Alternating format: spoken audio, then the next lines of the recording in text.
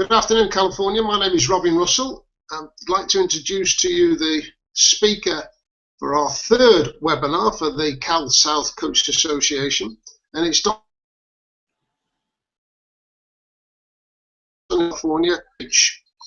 Lee's a high-performance consultant, but he has extensive knowledge and experience in soccer. He's a US Federation A licensed coach. He's coached for 20 years. He's coached as an assistant coach in the MLS, and he's currently the Director of Player and Coach Development at LA Galaxy South Bay.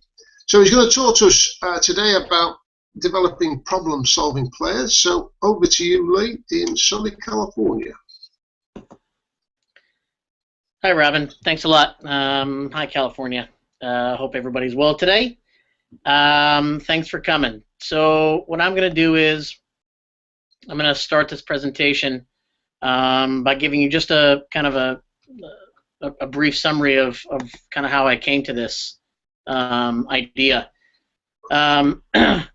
Getting problem-solving players is so important because in today's world of football, there are a lot of good athletes, and I'll talk about that example here in a second. But I hear the question all the time when I go and speak to groups as both a coach educator and a lecturer in terms of sports psychology stuff. So that's essentially what I'm going to be talking about today. Hopefully you can see the screen right now. If you want to ask me any questions during the discussion, go ahead and use the hashtag #AskDrLeeHancock, and that should give you an opportunity to present some questions so that Robin can throw those to me.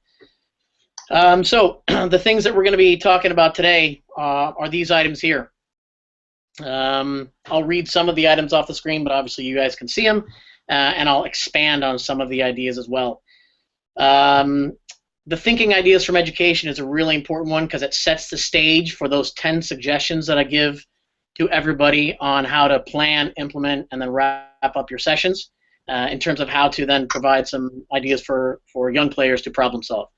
And really the audience that we're looking for is 18s through probably 9s, and I split them up as we go through the discussion. So in today's age, knowledge and information is right there for you. You can get information through Twitter and Facebook in a second. If you have a question to ask, you can probably ask Siri or for sure type it in on Google, and you can get the answer. But of course, problem solving is becoming just a little bit more important, and that's being reflected in a lot of the jobs and the education in this country. Education in the U.S., especially here in California, has problem solving at the core. They have in California called Common Core, and a lot of the questions, as I do help my kids with homework, my 10-year-old and 2 7-year-olds, they have this Common Core, which is a lot of problem-solving ideas in the question. So you think about some of the math problems that you would have worked on when you were younger, the word problems. There are more and more of those. In addition, as you look at jobs in society today, creatives, much higher pay than, for instance, somebody who's working on an assembly line. And it's at the top of the list for people that are doing the hiring as well. And as I mentioned at the beginning, soccer today is no different. It's not just speed and athleticism.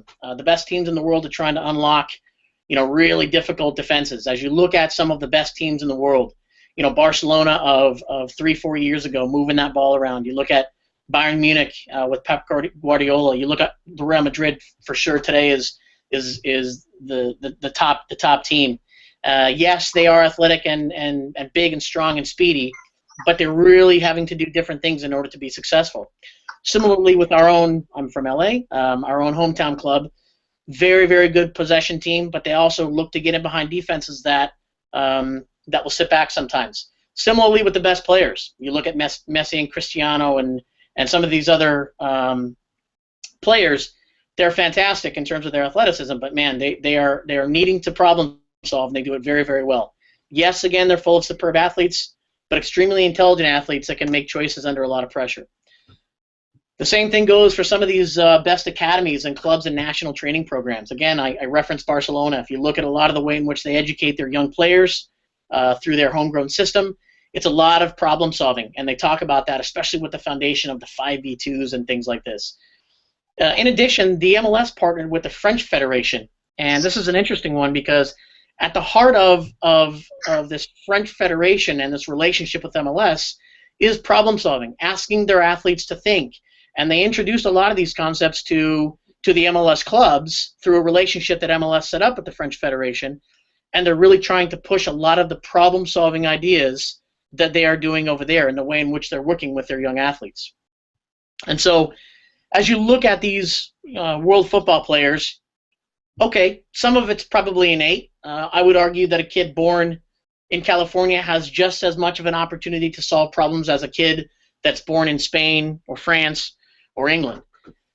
But of course, it's the environment that's rich in opportunities to problem solve that's going to help them be successful. So how do you do it? Well, what I wanted to do was first look at a place where problem solving has been spotted and dealt with. I'm an educator. I'm a university professor at Cal State Dominguez Hills, and that's a big thing with me in my classroom. And as I started to look around about what things great educators were doing with their students, I came across a guy called Dr. Derek Cabrera. He's got a TED.com link, rather. Thinking at Every Desk is his book and TED link. And he talks about critical thinking. And as I started to look into a lot of the things that he was talking about, he really said, look, there's too few opportunities in schools for our students to think. He's a Harvard professor, and this is a guy, and he sets this forth in his book as well as his TED.com clip. He goes, look, even at my institution, I found that my students had mastered doing school, right? They had mastered doing exams and these types of things, but they had a fundamental inability to critically think and analyze when push came to shove. And this was a really important piece as I started to listen to him. Because, again, I hear these comments all the time. My players struggle to think. We need players who can think. Okay. Well, I also know that a lot of our players are improving on technique with individual lessons, lots of practices, but they struggle to implement these items in trainings and games. Everything from, if you look at our World Cup team to our young athletes in Cal South. Again, you look at any 7, 8, and 9-year-old here versus overseas, they have every right and every opportunity to be a problem solver. But are we setting up our trainings and environments to ensure that this happens? So a couple of key things that as I was thinking about the link between education and soccer, Dr. Cabrera talks about these 3 things, and he breaks them up into 4 in his book. He talks about that kids need to learn knowledge of words and concepts. Okay. They need the ability to relate these words and concepts to problem solve. But then the critical piece that he threw out there was they've got to learn to take different perspectives in order to use the concepts differently. So I thought, well, how can I link that to soccer? Well, technique is in essence our knowledge. Tactic is the relating and applying the concepts. But to me, the biggest thing as I started to look at it was how can we get them to take different perspectives? How do we present information to players to get them to think differently? And how do we do it for certain age groups? So, for me, that was the basis for a lot of the ways in which I have incorporated problem solving in some of the coach education things that I do. How can we use it to build technique, develop and teach tactics, and for more than anything else, get them to look and ultimately think about problems differently? So, as I go through this piece today, I want to talk about how to develop and implement thinking, really. And I really break it down into 3 phases. The planning, which is what you'll do before, during the session, and then obviously after the session. And what I try and do is I use 10 principles. Now, I'm going to go through this fairly quickly. You'll have an opportunity to review this on YouTube. I think Robin will have that link, and Cal South will have that link for you, so that you can go back and hit some of the ideas that you'll hear here today. So let's look at planning. My first quick caveat is, look, I'm talking on a webinar, which is funny. The irony is I'm asking you to problem solve, but I'm giving you a lecture. It's sometimes difficult to describe what to do during a field session in words. Hopefully I can do that without the field in front of me. I'll really try and paint the picture whenever possible. Lee, so the number one, yes, Lee, Robin. I have a question. I can hear you, but are you moving the PowerPoint presentation? Because at the moment it's just fixed on your first slide. I am moving it along. Is it not coming up? No. Okay. Let me try and... That's it. Okay. Got it now. Yep. So you've got this one, so I may have to go through it just a little bit differently than I would have before. Okay. Okay. Sorry about that. So Sam Snow, the director of U.S. Youth Soccer, actually put an article about guided discovery last week, and he talked a little bit about how to do that. So for me, I wanted to talk about how you would use a guided discovery and what exactly that is. Guided discovery, if we look at what guided discovery isn't, it's not the command style, which a lot of us will go out and do this drill, do this exercise, get this particular piece done. Guided discovery, in essence, is a way to ask questions of our players. As you think about some suggestions with or ideas with guided discovery, it's not just asking random questions. It is very Socratic, if some of you are educators out there, and that you're asking a question to get the student to think about, in this case, the athlete to think about what the answer is. But in order to be really effective here, you want to ask open-ended questions that lead them to be inquisitive. So things like, how do you beat the player to the end line? Or where's the space to exploit and how might we get there? Getting them to consider these types of questions is really important, because what you're getting them to do could be what you would do with a command style, but here you're getting them to generate the answers. The biggest thing and the difference between guided discovery and the way we frequently do our sessions is you're leaving the student or the athlete to produce an answer as opposed to reproduce an answer. And anytime you do that, you have an opportunity for thinking. I'll give you an example. And again, I'll try and paint the picture. Robin, if you think it's not clear enough, you can give me some feedback. So create incentives as opposed to restrictions through questions in a game. Now, frequently you'll come in with restrictions or in a progression of a game. You might say to them, look, okay, only one touch here. But perhaps if you left it open-ended and you said to them, how might you ensure that the ball moves quicker, they could come up with an answer and you could steer them to this particular answer over time. And then you could put the incentive in there. How might we make sure the defender is paying attention to you versus the person receiving the pass? You must make a defender commit before you find a teammate. Again, you ask them the question, hopefully lead them down the path so that they discover the answer. It's a very big thing in education, and I'd love to see it used more in some of these practices just as a guiding principle as you start to think about your trainings. I learned this from a very good friend of mine as we were talking about trying to get the attackers to do things. Sometimes it's just as important, if you want the attacker to do something, to coach the defenders. So the example that I have is, look, if you say, if the attacking team is trying to combine to get in behind, if you have this, you coach the defenders and you say, listen, go try and win the ball off the attacker as quickly as you possibly can. They're closing down the attackers much quickly as opposed to maybe hanging off, which then would force the attacking team, especially if you gave them the incentive from the slide before, to play that ball just a little bit quicker. So you're conditioning, Lee, you're conditioning the defenders to play in a certain style which will highlight what you're trying to get the attackers to do, yeah? Absolutely. Another example is if you're working, again, with the attackers to try and break down a back four, for instance. You can talk about working off the ball and getting runs off the ball and playing one touch, but if you say to the defenders, don't allow the ball to go wide. Maybe that stretches out the defenders a little bit, and then there are gaps to play in to get in between the attackers in order to combine. Again, just another example. Okay. Something else, I frequently suggest starting with a game. Now, clearly, if you've got the older players, they'll need to warm up. They've got to get themselves physiologically ready to go. I like starting with a game because you're asking players to think right away. The game can be a 3v3, it can be a 4v4, whatever the items are. Perhaps the game is relative to the concepts that you want to get out of that particular day. I think this is a little bit on the whole part whole method that some of you might be familiar with if you've taken some of the education classes. My thing here is anytime you're asking them to start with a game, you're giving them an opportunity to make choices right away. And then as they start to play, perhaps you can steer them towards what it is you want out of the day. Then you go into an exercise.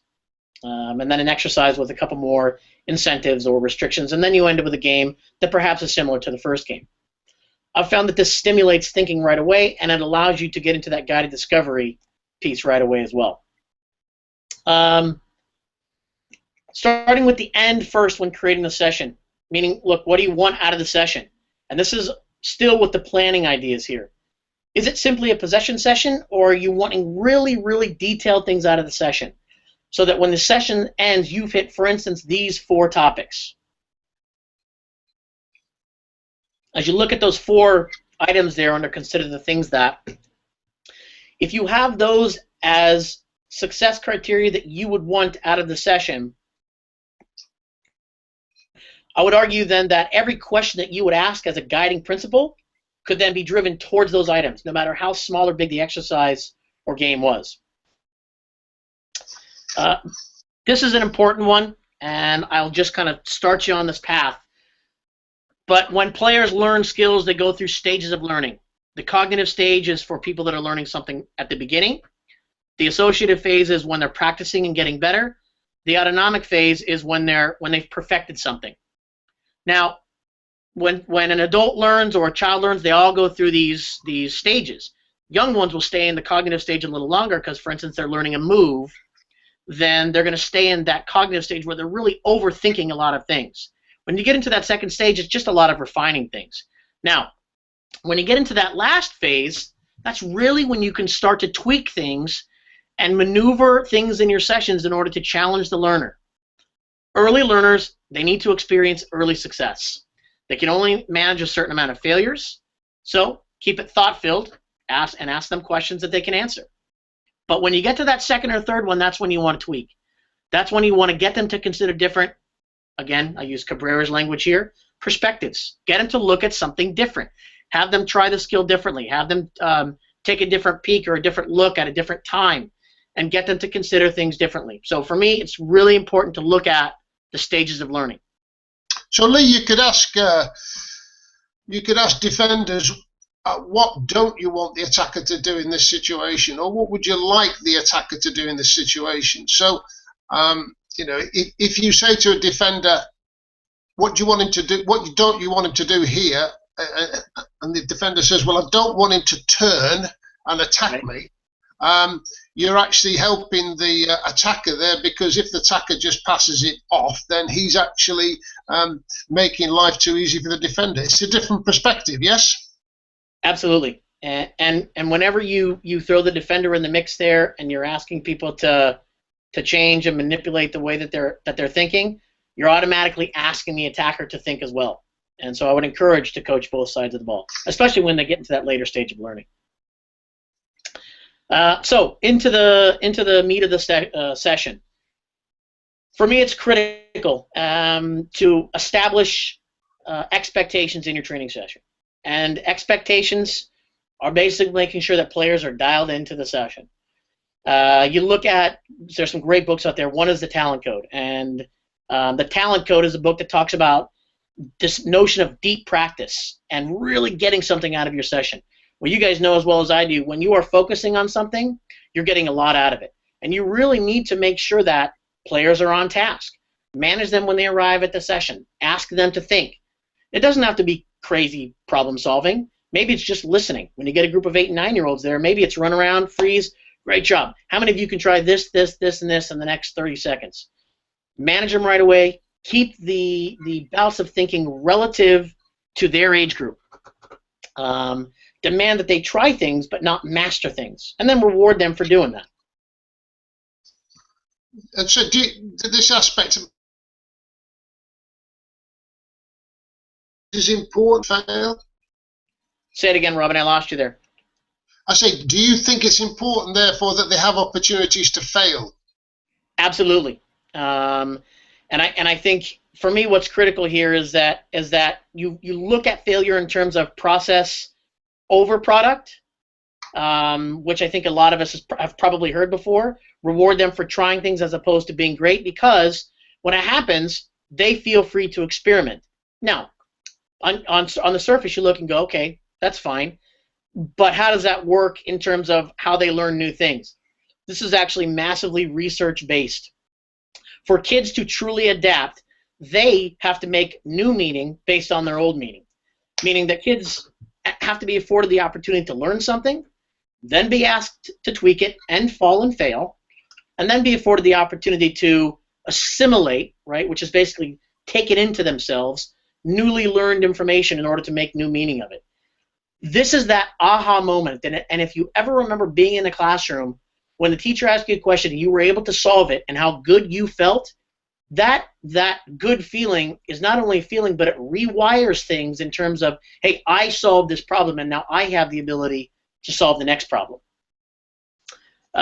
You also better know your age groups, and I'll briefly talk about a couple things here relative to different age groups and how they solve problems.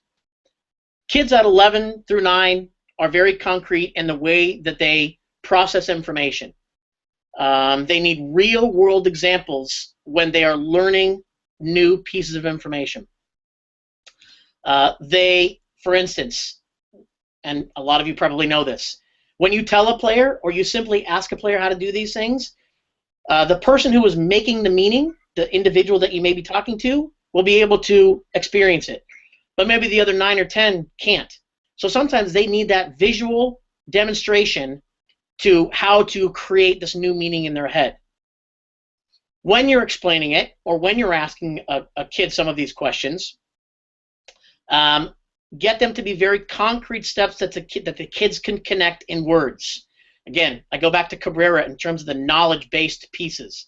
If a kid knows how to, for instance, find gaps to play into or combine with the player, if they know these 3 steps about open up your hips or get your head up or those types of things, and they know them in words, it's then easier to process in action.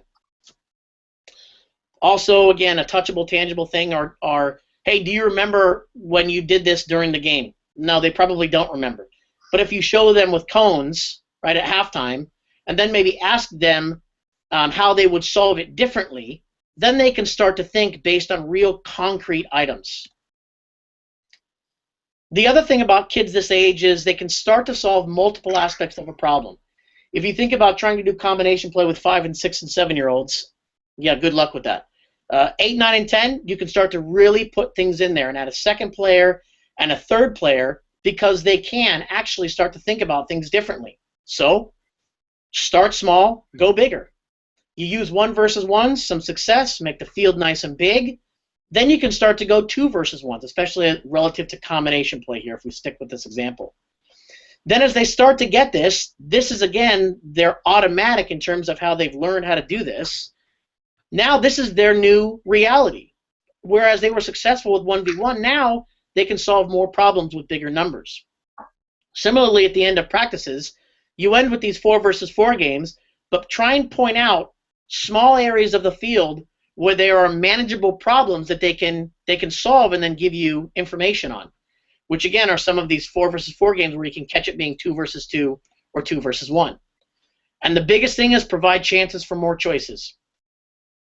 The more you let them, you ask them to do certain things or give them things that they have to solve in games to get behind players, for instance, if we're talking combination play, the more opportunities they have to learn. Again, I'm going to go back to the first point of the discussion, guided discovery. These aren't questions just to ask questions. You need to have an answer there so that it's a very concrete thing that they can learn by the end of their session, right? These success criteria that I pointed to earlier as well. So this is kind of the last point for this particular age group.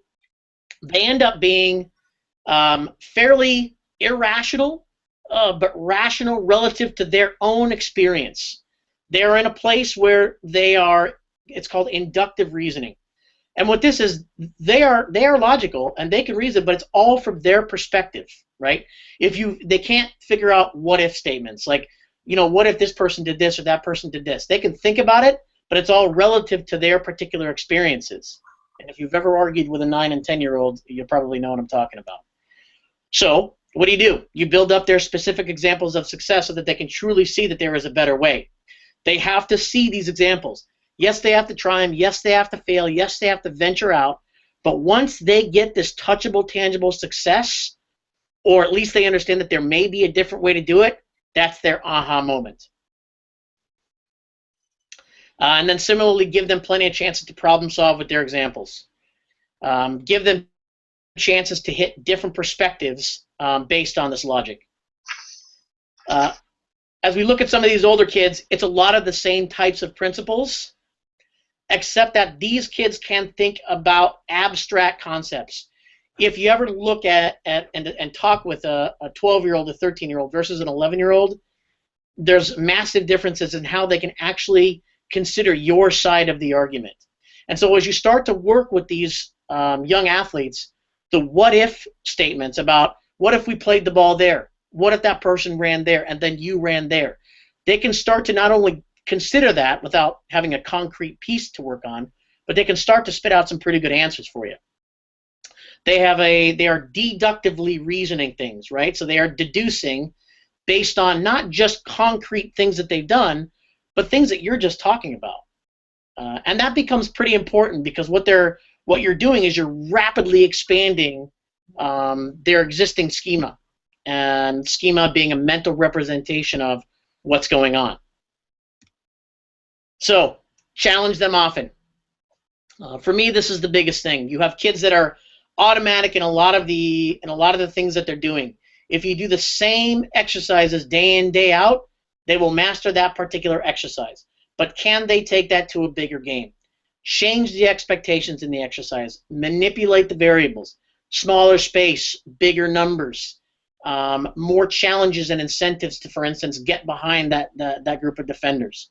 Really put different tweaks on similar games. And then, of course, the questions should be increasingly more difficult.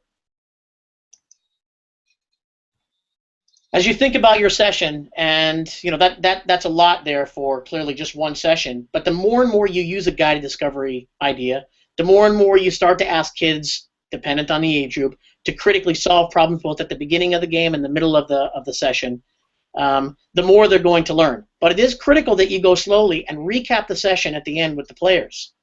It's critical to ask them what the point of the day was, what they learned, and make sure that what they learned, or at least what they'll consider for the next session to build off of, are the 3 or 4 things that you wanted out of the session as it relates to the game. I also think that taking stock of what needs changing and adding is critical. You really have to look at yourself in these sessions and go, how could I have done better? It's funny, when I work with student teachers, people that are going to be teachers, I talk about a command style first, and then when they're comfortable, I say, all right, let's talk about some guided discovery things. Let's turn the classroom over to the athletes and the students. And it's a very uncomfortable place to be.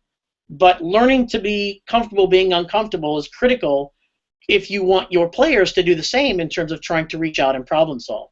And so I think doing those types of things and sitting back and going, okay, how can I improve? What did I get better on? What could I have done better is important. Some way to do. Sorry, Robbie. How do you do that, Lee? I mean, we've all been in that situation. If you do good sessions, you bask in the glory. If you do bad sessions, it's probably the player's fault. Yeah. So how do you take stock? Do you have a checklist? Do you go through certain things in your own mind? How do you do it?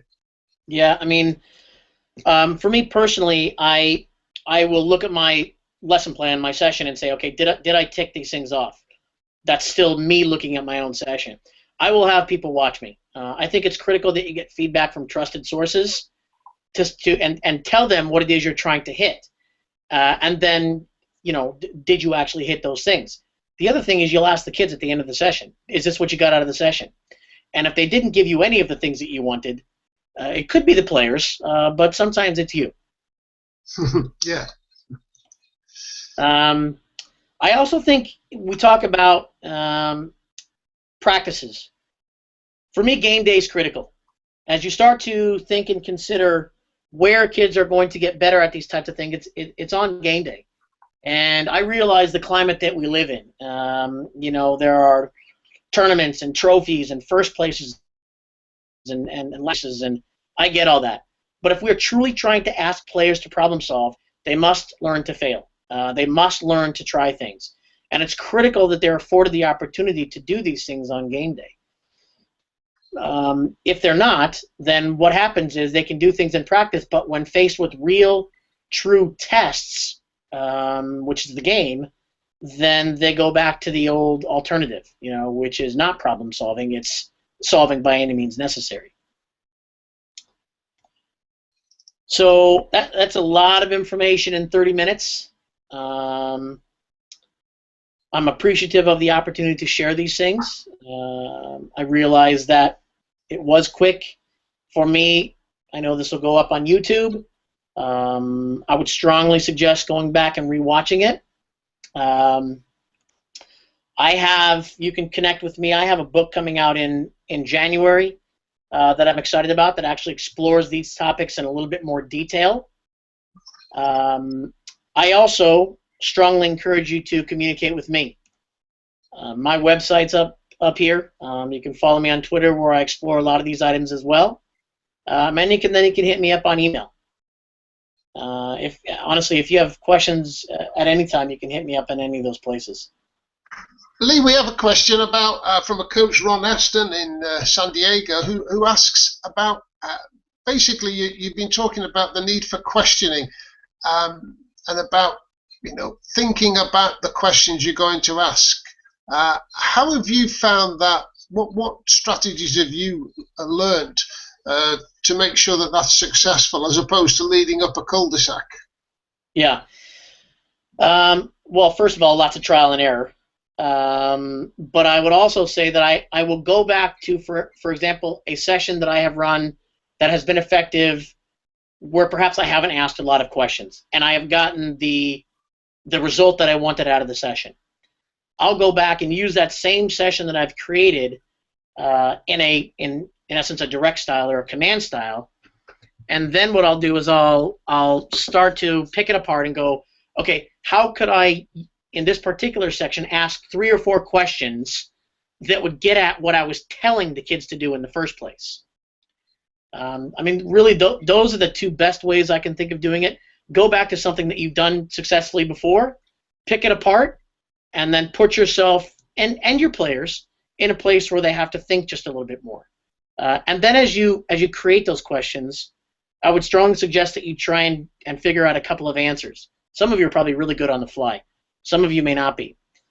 So come up with a couple of answers that the kids might come up with as well. And then you can be better prepared to hopefully use those to help them as opposed to confuse them.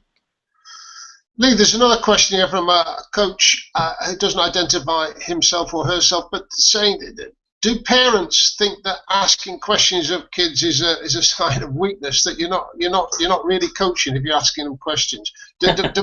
Do parents expect a command style performance from their coaches? Yeah, sometimes I think you'll get that. I think number one, you have to have the confidence in yourself to know what you want out of the session and to know that questioning is going to get you there. And so, parents second guessing you really doesn't matter to you if, again, you have that first one. A second one I would say is it's actually, to me, a sign of massive teaching and throwing the items out there when you have an answer in place and you're leading them to that particular solution really shows me as a parent of a soccer player that coach knows what he or she wants and they're trying to move the player along. And sometimes that takes a discussion with the parents and to say, listen, this is how I run my sessions. And many of you will hear questions, but I have an answer to this question. I want to see if your players can move through the session and get to the answers themselves. So you'd recommend explaining your educational philosophy to the parents at the beginning, yeah? I think so. I think keeping parents in the loop and telling them how you function as a coach and an educator is important because then they'll understand what you're going after. And gosh, maybe they can even help on the car ride home. Say, hey, how was practice today? Was it fun? Did you enjoy things? How do you like the way some of those exercises played out? Now, in the master questioner that you are, Lee, are you suggesting to coaches that it's always better to ask questions where you know what sort of answer you're going to get, so you can scaffold it, you can develop a pathway that way? I would say yes. You know, the webinar we're talking about here is creating problem-solving athletes, but that necessitates that you, the coach, are comfortable, again, turning the practice over to the young athlete for a little bit in terms of asking them to think, right? Because it's easy to, you know, for new coaches to go out and say, okay, I want to get this done, and I'm going to go out and tell them what to do, because, you know, that's a very good way to coach sometimes. Okay. But you should be comfortable in a question-answer format before trying this stuff. Okay, Lee. Well, many thanks indeed for your time today. A lot of food for thought there. This broadcast will be shortly on YouTube, and I'm sure the hundreds of people who will watch it in the future will be very grateful, Lee. Many thanks indeed.